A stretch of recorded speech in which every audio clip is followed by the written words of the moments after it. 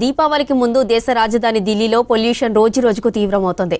ఢిల్లీలో ఉదయం నుంచి ఎయిర్ క్వాలిటీ భారీగా పడిపోయింది. అనేక ప్రాంతాల్లో AQI ఇండెక్స్ 400 మార్కును దాటింది. అక్షర్ధామ్ ప్రాంతంలో ఎయిర్ క్వాలిటీ 426గా నమోదైంది.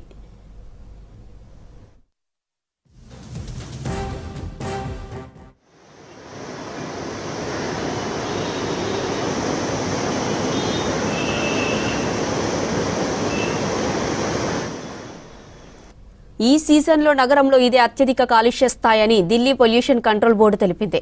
అటు ఆనంద్ విహార్ ప్రాంతంలో AQI 418 మేర రికార్డైంది.